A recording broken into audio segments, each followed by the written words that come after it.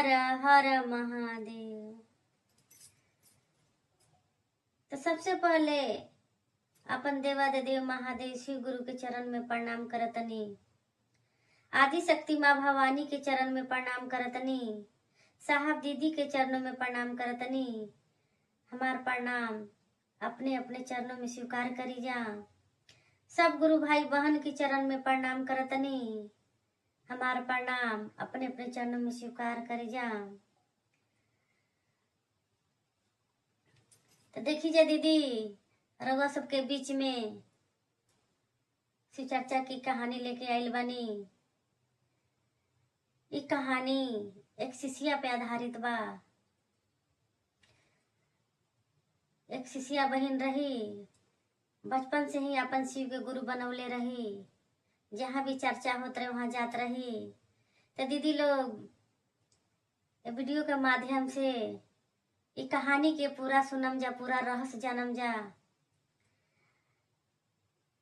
देखी दीदी, कोई भी कथा कहानी चर्चा गीत जब भी सुनी जा, पूरा सुनी जा, पूरा रहस्य जानी जा। आधा अधूरी कथा सुनला से दीदी आधा ही ज्ञान मिलेला। अब पूरी कथा सुनला पे पूरा ज्ञान मिलेला। तो कहानी के चर्चा के जब भी सुनी, पूरा ज्ञान प्राप्त करी दीदी। तो देखी जा दीदी, अगर हमार कहानी अच्छा लागल तो वीडियो के एक लाइक करम जा, एक सब्सक्राइब करम जा। रउआ सब जब लाइक सब्सक्राइब करे नहीं जा तो हमनी के मनोबल बढ़ेला, हौसला बढ़ेला। तो रउआ सबके बीच में नई नई वीडियो लेके आइब जा। तो दीदी तो देखी दीदी, हम आगे बढ़तनी कहानी की ओर। तो देखी, शांतिपुर गांव में एक शिष्या बहन रही। तो शिष्या बहन रही दीदी, तो भोलेनाथ के अपन गुरु बनौले रही। जहां भी शिव चर्चा होत रहे, शिष्या बहन चल जात रही। शिव चर्चा में जात रही, 3 सूत्र के बारे में बतावत रही। शिव चर्चा करत रही, भजन करत रही और शिव चर्चा में लीन हो जात रही दीदी। शिष्या बहन 5 साल के जब रही, तभी से शिव को अपन गुरु बनौले रही। इस शिष्या बहन के माई बाबू रहन लोग बहुत खुश रहन लोग कि भगवान हमरा के ऐसन बेटी देलन, संस्कारी बेटी, धार्मिक बेटी कि बचपन से भगवान के पूजा पाठ करतिया। माई बाबू बहुत खुश रहन लोग। देखी, इस शिष्या बहन स्वभाव के भी बहुत अच्छा रहे।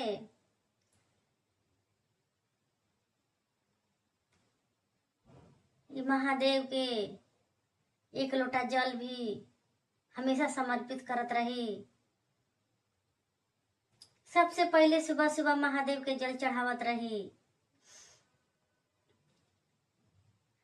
तो देखी, धीरे धीरे ऐसा ही समय बीतत गईल। शिष्या बहन बड़ हो गईली, शादी का युग हो गईली। माई बाबू सोचे लगलन लोग, बेटी तो बड़ हो गईल, अब अच्छा से लड़का ढूंढ के शादी करे के पड़ी। तो देखी दीदी, हर माई बाबू के चिंता सताएला जब बेटी जवान हो जाली संता।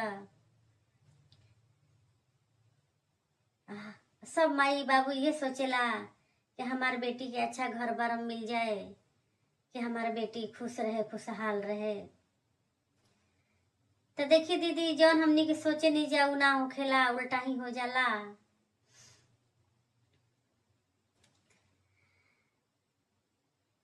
तो सोचल बात ना होखेला। देखी दीदी, महादेव की कृपा से ही, दया से सब कुछ होखेला। हमनी के सोचला से कुछ ना होखेला दीदी। ऐसा ही शिष्या बहन के माई बाबू सोचत रहन लोग कि कोई अच्छा लड़का मिल जाए तो शादी कर देती।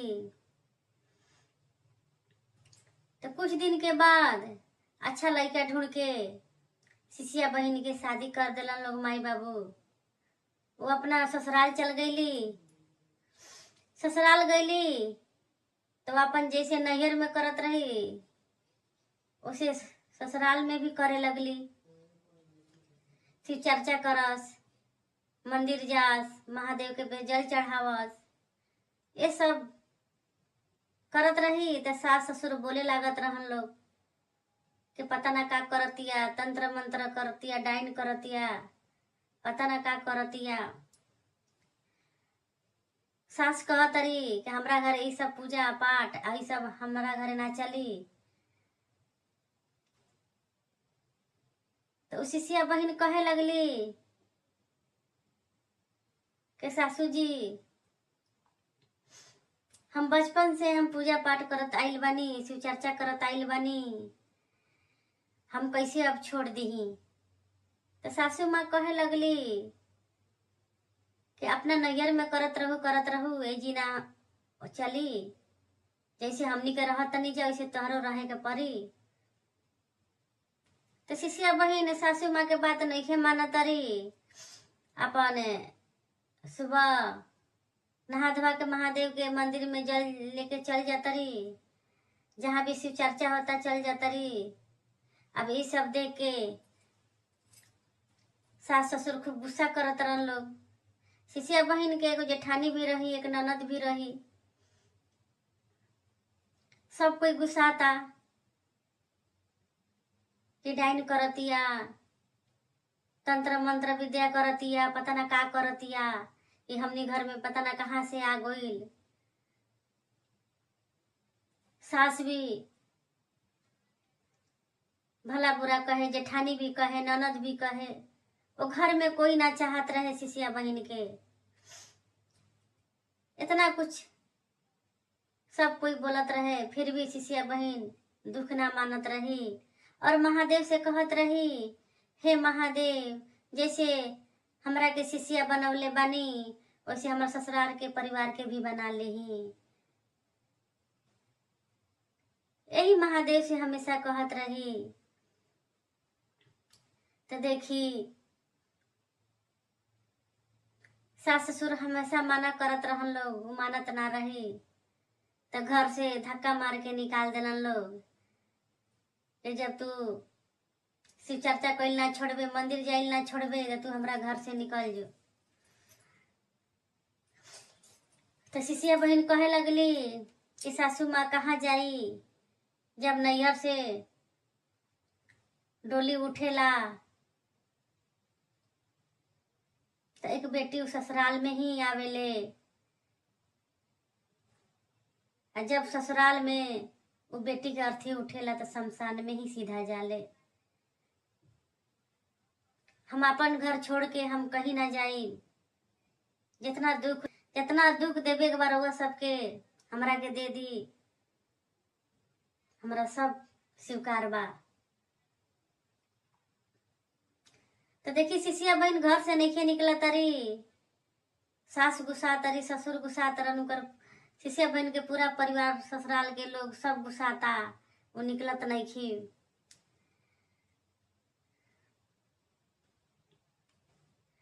जब नहीं निकलत तरी तो सास कहतरी अपना बेटा से कि देख तोर पत्नी निकलत नहीं खे, तोर मेहरारू अगर ना निकली तो हम जहर खा के मर जाए। कह दे ओकरा नैहर जाए के, जहाँ मन वहां जाए के, हमरा घर में ही ना रही। सिसिया बहन के पति कहलन कि देखा हम तो कुछ नहीं कर सकतनी, हम माई के आगे आगे पालन हम करतनी, जौन माई कहती हमरा करे के पड़ी, तू अपना नैहर चल जा। जब पति कह देला नैहर जाए के, बेचारी तैयार वार होके नैहर आ गोली। सबके बात ठुकरा देत रही, बगैर बत्ती के बात ना ठुकरैली, आज्ञा के पालन करके नैहर आ गोली। अब नैहर में माई बाबू जब देखलन लोग तो बेटी से कहत रहन लोग, का बात बा बेटी, ससुरा में लड़ाई झगड़ा भइला का? कहत तरी के ना माई, हमरा लड़ाई झगड़ा ना भइला, हम ऐसे ही आइल बानी। अब नैहर में अपना शिव चर्चा करत रही, मंदिर में जाता रही। धीरे धीरे समय बीतल गईल। अब 2 साल हो गईल उनकर नैहर में रहत। गांव समाज भी टोना मारे लागल कि इतना दिन हो गईल ई ससुरा नइखे जात, लागत है कि छोड़ दे लसन। जनबे करनी जा दीदी कि जब लड़की नैहर में आके रहे लागेली सन, कुछ दिन हो जाला त माई बाबू तो कुछ ना कही, गांव घर ताना मारे लागेला, कहे लागेला के नैहर में आके बैठल बिया। ओसही शिष्या बहन के गांव समाज ताना मारे लागल। शिष्या बहन एक दिन मंदिर में जाके महादेव से सब अपन बात सुनावत रही, कहत रही कि हे महादेव, हम सच्चा मन से ही रउआ के हम गुरु बनवले रही। हमरा से कौन ऐसन पाप हो गइल बा, कौन ऐसन हम कमी कर देले बानी कि हमार ससुराल के लोग अपनावत नहीं खन, लोग अपन बहू नहीं मानत रहन लोग। कुछ करी महादेव, कुछ करी गुरु, अपना शिष्या पर दया करी। जब इतना शिष्या बहन महादेव के मंदिर में बैठ के रोवत रही, कहत रही, तलिक महादेव की दया से ससुराल में जे जे भी इनका अपमान कैले रहे,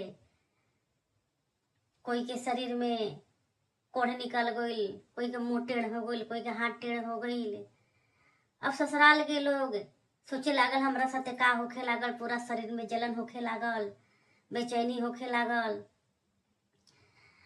अब डॉक्टर बुलावल जाता, डॉक्टर के देखावल जाता, डॉक्टर दवाई देता, महलम देता, ठीक नहीं के होखत।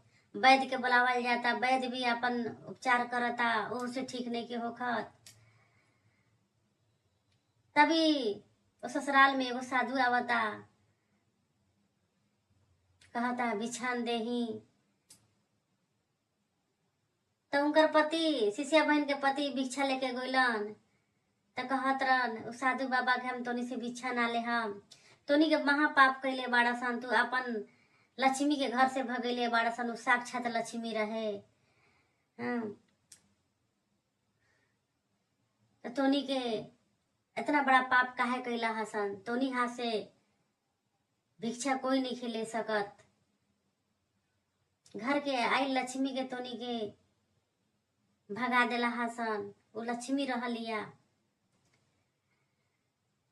शिष्या के पति सोचे लगलन कि बाबा कैसे जान गलन कि हमनी के, बाबा कैसे जान गलन कि अपन पत्नी के हम घर से निकलले बानी। जरूर लागता ई बाबा कोनो ज्ञानी बाबा हवन। तलिक ओकर पति कहे लगलन, बाबा हमारा घर में ऐसन ऐसन बीमारी आ गइल बड़ुए कि डॉक्टर के देखैला से, वैद्य के देखैला से ठीक नहीं के होखत, कैसे ठीक होई।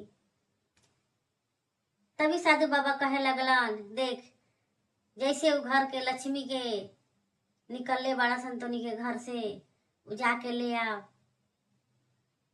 अपने आप ठीक हो जाई, सब समय के अनुसार सब ठीक हो जाई। ये बात सुन के शिष्या के पति अपना पत्नी के लाए गइलन और कहत रहन कि चला हमरा साथे, हम जौन कहनी गलत कहनी हमरा के क्षमा करा, माफ करा, चला। लिया के अइलन। जब शिष्या बहन ससुराल में अइली तो सबके दशा देख के हैरान हो गईली, दुखी हो गईली। दौड़ल दौड़ल महादेव के मंदिर में गईली, कहली हे महादेव हमारे सास ससुर के ठीक कर दी, हमारे सब परिवार के ठीक कर दी। अगर हम राउर साचा शिष्य हई तो सबके ठीक कर दी, हम कोई के दुखी में नहीं देख सकतनी, ठीक कर दी महादेव, हे शिव गुरु ठीक कर दी। इतना बात कहली तो महादेव की दया कृपा से सास ससुर ननद जेठ सब ठीक हो गलन लोग। जब ठीक भइलन लोग, शिष्या बहन मंदिर से अइली तो अपन सास अपन बहू के देख के पैर पे गिर गईली, कहत रही बहू हमरा के क्षमा कर द, हम तारा के ना समझनी, तारा के लक्ष्मी जैसन बेटी के ठुकरा देनी, घर से बाहर निकाल देनी, हमरा के क्षमा कर। ननद भी, जेठ भी, ससुर भी, सब कोई क्षमा मांगे लागल। और सास कहतरी कहाँ शिव चर्चा होता, हमरा के लिए आ चल। तो देखी सब कोई शिव चर्चा में जाए लागल, मंदिर जाए लागल। और महादेव से भी सास ससुर शिष्या बहन के सब परिवार क्षमा मंगलस और कहलस कि हे महादेव, हमू और शिष्या बनल चाहतनी, और वह हमार गुरु बन जाई, हमरा और चर्चा करे चाहतनी। मन से महादेव से कहली। अब जहाँ भी शिव चर्चा होखे लागल, सास पतो, ननद, जेठ, सब जेठानी साथ में शिव चर्चा में जा, शिव चर्चा करस, घूम घूम के शिव चर्चा करस, 3 सूत्र के बारे में बतावस। देखी शिष्या बहन के ऊपर दुख आइल, महादेव टाल दिलन।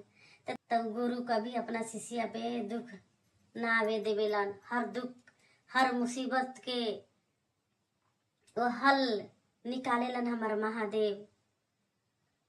तो देखी जी शिष्या बहन अपन ससुराल में खुशी खुशी रहे लगली, अपन जीवन व्यतीत करे लगली, मिलजुल के शिव चर्चा करे लगलन लोग। तो देखी जा दीदी, तो आई जा, शिव के अपन गुरु बनाई जा, मन में उतारी जा, जीवन में उतारी जा, गुरु के चरण में लागी जा, जागी जा। हमार महादेव बहुत अच्छा गुरु बरन, ऐसन गुरु कहीं ना मिली हन। आ गुरु बनैला से जीवन में इनकरा उतरला से न दीदी, हर दुख, हर मुसीबत, हर संकट दूर हो जाता, बड़ा से बड़ा ग्रह भी कट जाता दीदी। तो महादेव के ही गुरु बनाई जा। जैसे शिष्या बहन महादेव के प्रति लिंग रही, शिव चर्चा में लिंग रही, तो आई जा, हमनी के भी लिंग हो जाई जा, शिव चर्चा करी जा। जितना भी दुख है, मुसीबत आवे, तो हमार गुरु बाड़न वो दुख मुसीबत के उद्धार करियन दीदी। तो देखिए दीदी, तो रहुआ सब आनंद रही जा, खुश रही जा, शिव चर्चा करते रही जा। तो हम अपन कथा यहीं से समाप्त करतनी दीदी। अगर हमार शिव चर्चा ई कहानी अच्छा लागल हुई तो वीडियो को लाइक, चैनल को सब्सक्राइब जरूर करम जा। तो दीदी फिर मिलम अगले वीडियो में।